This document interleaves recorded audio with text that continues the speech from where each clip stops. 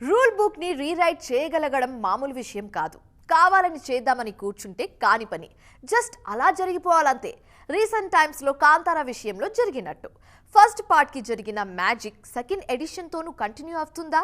KGF లెగసీని Kantara continue చేస్తుందా? చూసేద్దాం, let's go.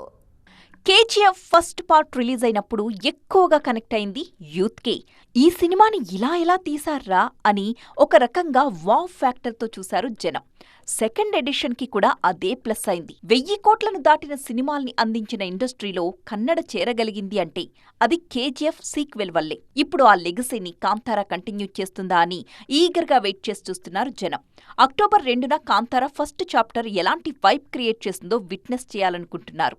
జనాల అంచనాల్ని దృష్టిలో పెట్టుకుని ముందు నుంచి కాంతారా మేకర్స్ జాగ్రత్తలు తీసుకుంటూనే ఉన్నారు. ప్రపంచవ్యాప్తంగా దాదాపు 20 విఎఫ్ఎక్స్ స్టూడియోల్లో జరుగుతోంది Kantara prequel final post production. Global product ని డెలివర్ చేయాలంటే ఆ మాత్రం స్పీడ్ కావాల్సిందే అంటున్నారు మేకర్స్.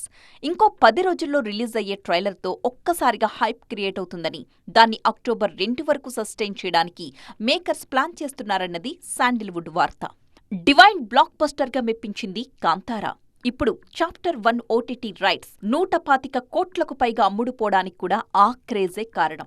ఆఫ్టర్ రిలీజ్ జనాల్ని అంతగానే మెస్మరైజ్ చేస్తే మాత్రం ఆస్కర్ రేస్లో ఈ సినిమా ఉండడం ఖాయం అన్న మాటలు వినిపిస్తున్నాయి.